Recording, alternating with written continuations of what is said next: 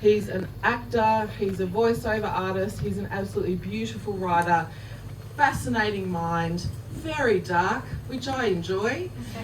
Put your hands together, be ready to be hit in the head by the wonderful Ayden. Pun intended. That pun was intended. I have an acquired brain injury. For background. That pun was just for him and I. Oh, no I don't. Yeah. So I'm the first act. Everyone, please congratulate yourselves. Exciting, right? I know. You're getting me. I'm so jealous. Yeah. Actually, I might.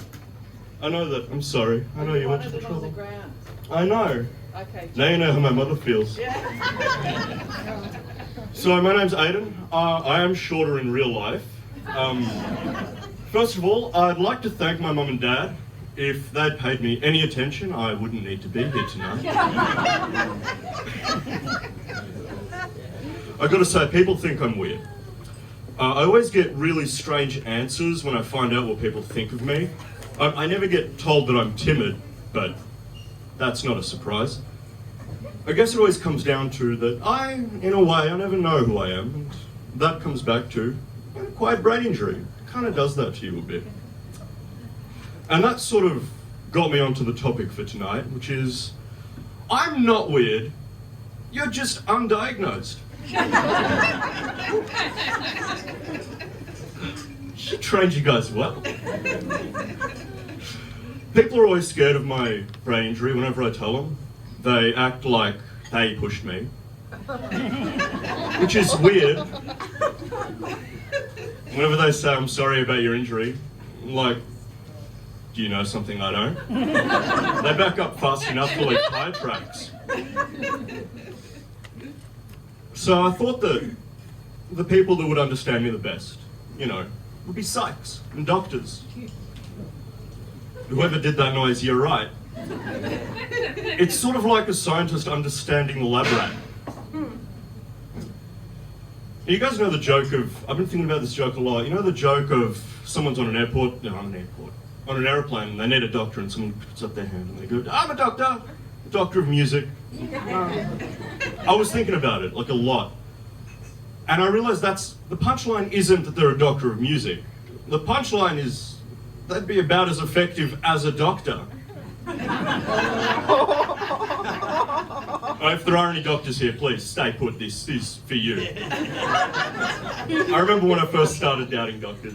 It was after that news story came out about Dr. Love in Florida. You guys might remember that, it was a few years ago. It was a teenager, he's 18, posed as a doctor in a hospital for ages. And no one realized he was an 18-year-old and not a doctor with patients. You guys are meant to be geniuses. Ask them, they'll tell you. You're geniuses! I'm not going to put my trust in you when you can't identify a teenager. So, you're probably wondering, Dr. Love, what's his real name? Come on, to pull off such a ruse, you'd have to have this giant backstory. I looked into it, briefly. Nope, that's his name. He didn't fake it. He used his real name, and he still fooled them. You're wondering what he's doing now? He did time. He's out. He just got arrested again for posing as a doctor. Sure, you might not ask for his medical license, but his criminal history, and he posed as a freight worker. Weird jump. Like, is it hard to become a freight worker? Surely the effort you'd put into faking that, just apply for the job. I actually once had a neurologist say to me, after years of seeing neurologists, Ayden, I'm sorry, but we don't actually know that much about the brain. But let me run some tests. I'm sorry, that's not how you qualify your first statement. What do you mean? Let's run some tests. The tests? If all of you were to guess, you wouldn't get it. I watched The Matrix for half an hour. And then I was asked moral questions. Like Keanu Reeves would sway my moral compass. They asked, would you punch your friend for $50? Lady, you've not met my friends. If you saw someone and you thought they were pretty, would you tell them? Well, you're not really my type. I imagine you've had a better glow in the past, but it must be a hard day. Now, can I just get back to the movie? Yeah. I actually find my favourite type of... What are you guys' favourite type of doctor? Mine's a psych. I love all of my psychs that I've ever had. Because, I mean, they're all the same. But the first... When you leave your psych's office, I've never felt closer to death than I have in that moment.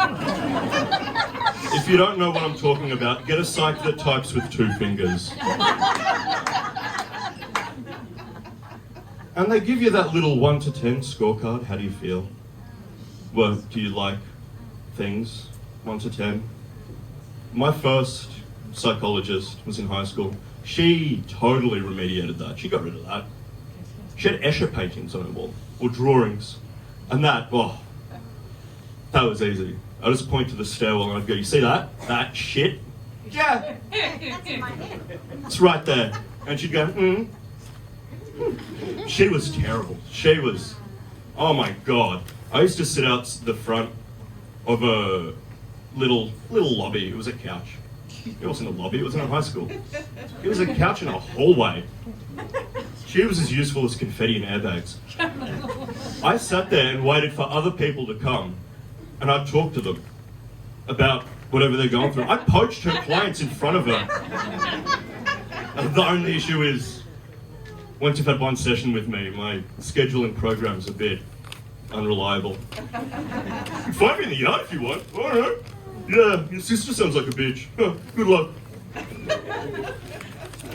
You've been a wonderful crowd. Thank you so much.